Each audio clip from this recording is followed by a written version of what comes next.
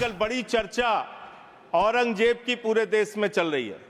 मैं चाहता हूं कि जितने भी मुगल क्रूर शासक हैं उनके बारे में इस देश के अंदर पढ़ाया जाए। तो बताना पड़ेगा कि कौन सी वो संस्था थी जिसने तिरंगे झंडे का विरोध किया, कौन सी वो संस्था थी जिन्होंने अंग्रेजों की दलाली और गुलामी करने का काम किया। नौजवानों को यह इतिहास पढ़ाना चाहिए कि कौन से वो नेता थे जिन लोगों ने क्रांतिकारियों का विरोध करके और उस जमाने में मुस्लिम लीग के साथ 3 राज्यों में सरकार बनाने का अपराध किया था। ये सारा का सारा इतिहास हिंदुस्तान के लोगों को पता होना चाहिए। Sanjay Singh, sir, you have 14 minutes.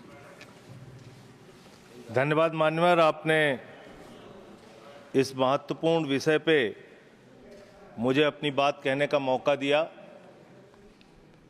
सदन में माननीय शिक्षा मंत्री जी भी हैं और आज जब हम लोग शिक्षा के बारे में बात कर रहे हैं तो बाबा साहब डॉक्टर भीमराव अंबेडकर जी को याद करना बहुत आवश्यक है। बाबा साहब डॉक्टर भीमराव अंबेडकर जी ने कहा था, शिक्षा शेरनी का वो दूध है जो जितना पिएगा उतना दहाड़ेगा। अगर भारत शिक्षित बनेगा तभी विकसित बनेगा मान्यवर। शिक्षित भारत ही विकसित भारत बन सकता है। लेकिन वास्तव में इस शिक्षित भारत की सच्चाई क्या है? हो सकता है कि सरकार ने अपनी ओर से बड़े बड़े दावे किए हों, बजट में बड़ी बड़ी घोषणाएं की हों, लेकिन जमीन पर उसकी सच्चाई क्या है, यह आपके माध्यम से सरकार को और देश को जानना जरूरी है। मान्यवर, सबसे पहले मैं आपके सामने पूरे देश में ड्रॉप आउट स्टूडेंट का आंकड़ा रखना चाहता हूं।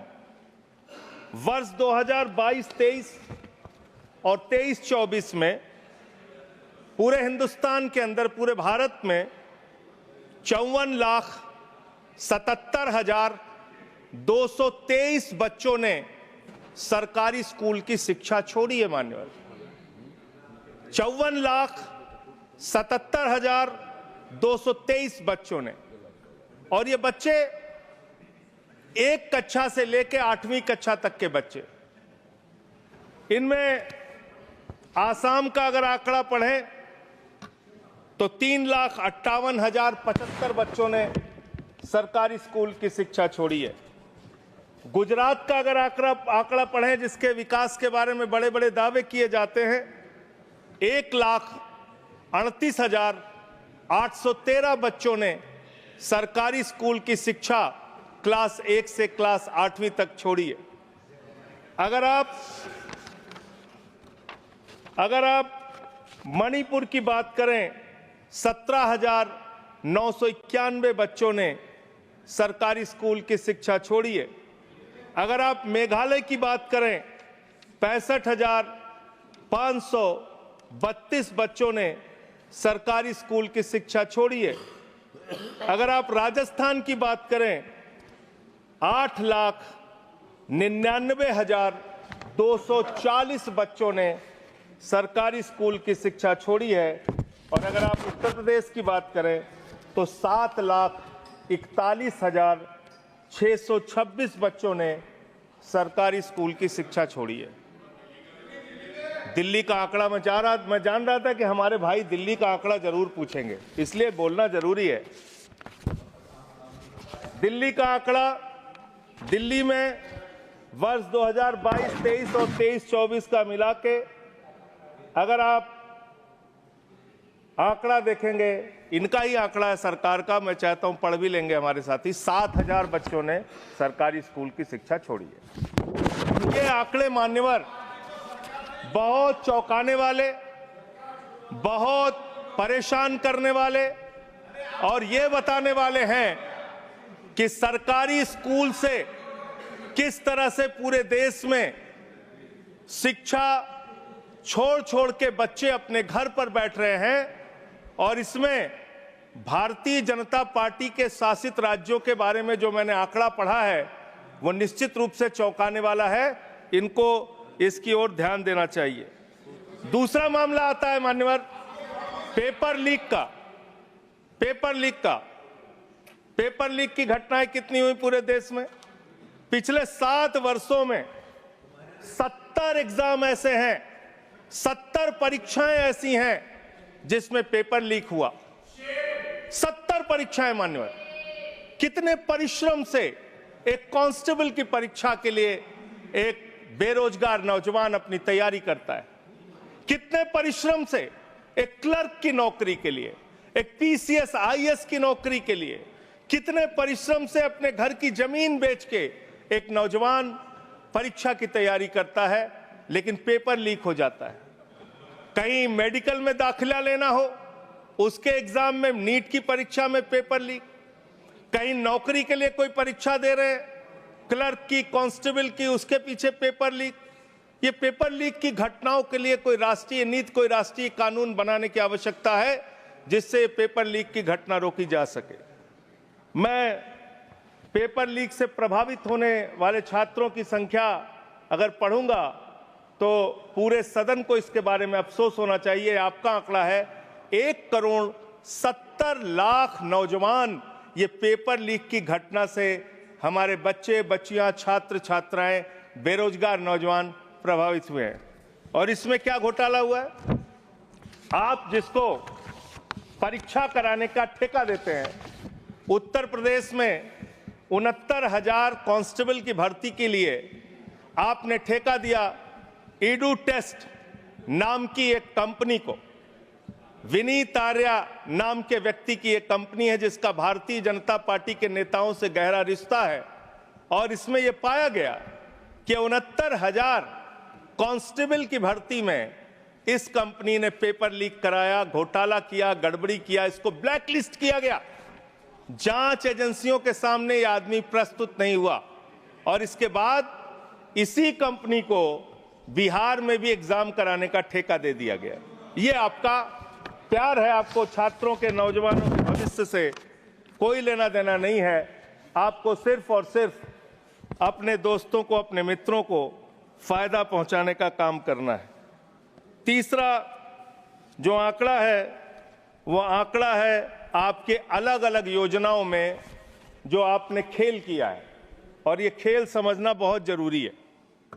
आपने एक स्कीम शुरू किया, एससी, एसटी, ओबीसी के बच्चों को छात्रवृत्ति की स्कीम, उनको स्कॉलरशिप देने की स्कीम। इसका नाम रखा प्रधानमंत्री उच्चतर शिक्षा प्रोत्साहन स्कीम। इतना लंबा भारी भरकम नाम पढ़ के आदमी का सीना चौड़ा हो जाता है, जैसे प्रधानमंत्री जी एससी, एसटी, ओबीसी के लिए कोई बहुत क्रांतिकारी कदम लेके आए। इस योजना में क्या किया आपने? और इसमें हाई स्कूल से लेकर पोस्ट ग्रेजुएट, इंजीनियरिंग और पीएचडी के जो छात्र हैं एसटी, एससी, ओबीसी के, उनको अब स्कॉलरशिप देने की बात करते हैं। इसमें आपने 2023-24 में 98 करोड़ रुपए खर्च किया। 2024-25 में इस स्कीम को बढ़ा के आपने 1558 करोड़ रुपए बजट में निर्धारित किया। बड़ी खुशी की बात है। 98 करोड़ खर्चा हुआ 23-24 में, और 1558 करोड़ आपने बजट बढ़ा के कर दिया, निर्धारित कर दिया 24-25 में। फिर आप रिवाइज्ड बजट लेके आते हैं, संशोधित बजट लेके आते हैं। ये 1558 करोड़ की स्कीम घटा के आपने इसको 1000 करोड़ कर दिया। 1000 करोड़ करके 24-25 में इसको 1000 करोड़ किया, यानी कि इसी स्कीम में आपने 35% एससी, एसटी, ओबीसी को मिलने वाली स्कॉलरशिप का पैसा कम करने का काम किया। दूसरी स्कीम आपकी है PM rising India, PM Shri scheme. इसका भी बड़ा ढोल पीटते रहे आप। पीएम श्री स्कीम में 23-24 में 1215 करोड़ रुपए आपने खर्च किया।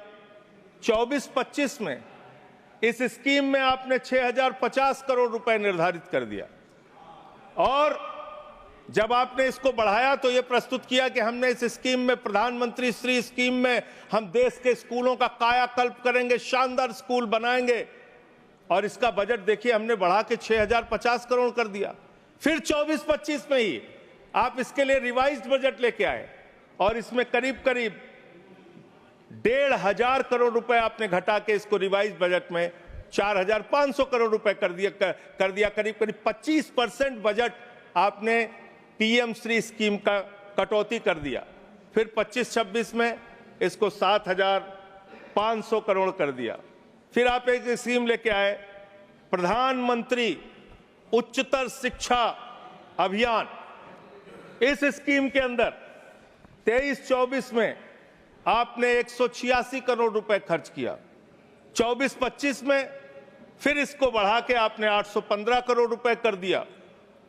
फिर इसी साल 24-25 में आप रिवाइज्ड बजट लेके आए जिसमें आपने 920 करोड़ रुपए यानी कि करीब करीब 50% इस बजट का भी पैसा कम कर दिया। और फिर 25-26 के लिए 815 करोड़ रुपए जो 24-25 में किया था वही आपने 25-26 के लिए कर दिया।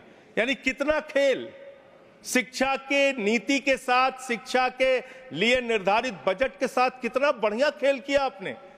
एक बार आप बजट निर्धारित करते हैं, फिर संशोधित करते हैं, फिर वही बजट दोबारा अगले साल घोषित करते हैं। ये इस देश के शिक्षा व्यवस्था के साथ आप मजाक नहीं कर रहे तो और क्या कर रहे हैं।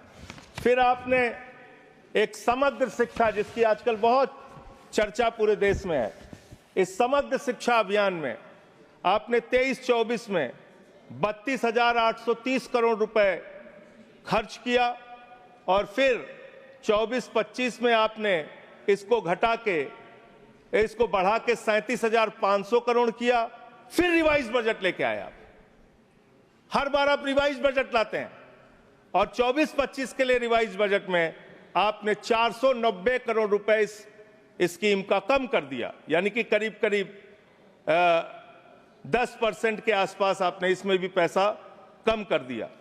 अब आइए 25-26 में आपने फिर इसी स्कीम में 41,500 करोड़ रुपए का आपने बजट निर्धारित किया। एक और मिड डे मील की चर्चा बहुत ज्यादा होती है सर। मिड डे मील, प्रधानमंत्री पोषण शक्ति निर्माण, इतना बड़ा बड़ा भारी भारी नाम दिया जाता है सर। आदमी को लगता है कि जैसे इस मिड डे मील की स्कीम का नाम सुनेंगे आपके अंदर वैसे ही शक्ति आ जाएगी प्रधानमंत्री का नाम सुनते हुए। इस स्कीम की हकीकत सुनिए। इस स्कीम के अंदर आपने 8,458 करोड़ रुपए 23-24 में खर्च किया। फिर 24-25 में इसको बढ़ा के 12,467 करोड़ रुपए किया। फिर इसी साल 24-25 में ही आप रिवाइज बजट लेके आए, संशोधित बजट लेके आए और इस स्कीम का पैसा आपने 2,467 करोड़ रुपए घटा दिया। मिड डे मील का पैसा आप घटा रहे हैं, मिड डे मील के पैसे में आप कटौती कर रहे हैं। आपकी सरकार को शर्म आनी चाहिए। बच्चों के मिड डे मील का पैसा भी आप लोग पूरा नहीं देते और करीब करीब 19% पैसा आपने मिड डे मील का कम कर दिया। मेरा आपसे ये कहना है मान्यवर कि आज जिस तरीके से आप इस देश की शिक्षा व्यवस्था के साथ खिलवाड़ कर रहे हैं, इतिहास के साथ भी छेड़छाड़ आप कर रहे हैं। आजकल बड़ी चर्चा औरंगजेब की पूरे देश में चल रही है। मैं चाहता हूं कि जितने भी मुगल क्रूर शासक हैं उनके बारे में इस देश के अंदर पढ़ाया जाए, लेकिन इसके साथ साथ अंग्रेजों ने 200 साल तक हिंदुस्तान को गुलाम बना के रखा। जो लोग जलियांवाला बाग कांड के लिए जिम्मेदार हैं, जो क्रूर अंग्रेज शासक शहीद आजम भगत सिंह को फांसी पर चढ़ाने के लिए, शहीद सुखदेव, शहीद राजगुरु, शहीद अशफाकुल्लाह, शहीद राजेंद्र लहरी, शहीद राम प्रसाद बिस्मिल, शहीद खुदीराम बोस को फांसी पर चढ़ाने के लिए जिम्मेदार हैं, उन अंग्रेजों के क्रूरता के बारे में भी, उनके शासनकाल के बारे में भी इतिहास के अंदर आप पढ़ाइए। लेकिन जब आप उसको पढ़ाएंगे तो आपको बताना पड़ेगा कि कौन सी वो संस्था थी जिसने तिरंगे झंडे का विरोध किया, कौन सी वो संस्था थी जिन्होंने अंग्रेजों की दलाली और गुलामी करने का काम किया, कौन सी वो संस्था थी जिसके नेता ने अंग्रेज गवर्नर को चिट्ठी लिखा था 1942 के आंदोलन में कि इस आंदोलन को कुचल देना चाहिए।